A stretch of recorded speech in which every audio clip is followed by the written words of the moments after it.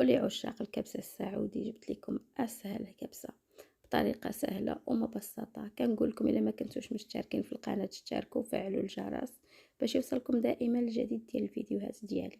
غادي نبدا معكم الطريقة والمقادير في نفس الوقت. انا خديت هنايا واحد الكميلة درت فيها شوية ديال البصلة، درت حبة الهيل، درت حبة باديان، درت شوية ديال القرنفل، القرفة، درت الليم اولا الليمون، درت ورقة سيدنا موسى وقليتهم، درت ثومه محكوكه وقليتهم مزيان مع الزيت العود.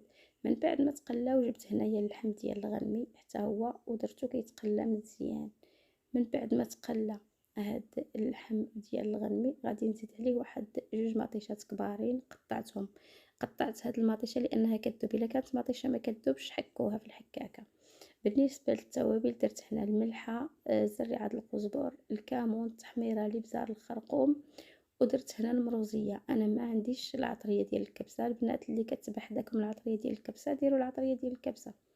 صافي درتها في داك اللحم وخليته تقلى مزيان حتى شرب هذيك العطريه. من بعد غادي نمرقو. بطبيعه الحال راه تقلى وفي نفس الوقت ديك المطيشه دابت. صافي بالنسبه للماء كنديروا كميه كافيه على حساب الروز اللي غادي نبغيو نديرو، لان دائما كنديروا ضعفي الروز. الا درنا بحال دابا زلافه ديال الروز كنديروا جوج زلايف ديال الماء ولا ثلاثه. بالنسبه للروز انا خديت هنا الروز بسمتي، غسلته مزيان ورطبته نص ساعه في الماء. صافي من بعد ما طاب داك اللحم عفوا حيدته درته في اللاطه وغادي ندوز نصفي هاد المرقه هادي.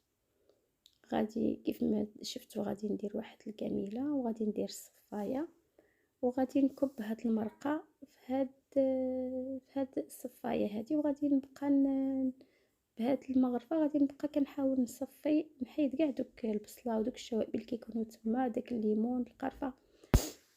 غادي نحاول نضغط على ديك العطريه اللي غليظه اولا المكونات اللي انا درت في الاول حتى غادي يهبطوا مزيان. من بعد غادي نخوي ديك المرقه في الكامله وغادي نخوي الروز وغادي نسد عليه ونخليه على عافيه مهيله حتى يطيب ويولي لينا على هذا الشكل هذا. بالنسبه للرز بسمتي كيف ما كتعرفوا راه ما كياخذش الوقت في الطياب، كوموموتشو واحد 10 ديال الدقائق. صافي درتو في هذا الصحن ديال التقديم وانا زينته بشويه ديال الفواكه الجافه من بعد ما حمرتها. نتوما تقدروا تزينوه بداكشي اللي متوفر عندكم. درت انا شويه ديال افينا، شويه ديال اللوز، الكركاع، شويه ديال الاكاجو، المهم داكشي اللي كان متوفر عندي حمرته شويه في الفران ودرته معاه. بالنسبه للصلصه المرافقه انا ما كتعجبنيش ما درتهاش، ولكن لا بغيتوها خليوها ليا في التعاليق ونشاركها معكم في فيديو قادم باذن الله. وبهذه كتكون هذه هي الوصفه ديال الكبسه السعودي. صدقوني والله كيف ما وصفت لكم ما غنوصفش ليها حقها، كتجي رائعه رائعه رائعه. وكيف ما شفتوا سهله وكتحضر في وقت اللي هو جد وجيز والنتيجه رائعه. فإلى عجبكم الفيديو ما تبخلوش عليا بالتعليقات ديالكم واللايكات ديالكم وتبارطاجيوه مع الاهل ديالكم والاصدقاء ديالكم. ودمتم في امان الله والى فيديو قادم باذن الله. مع الف شكر.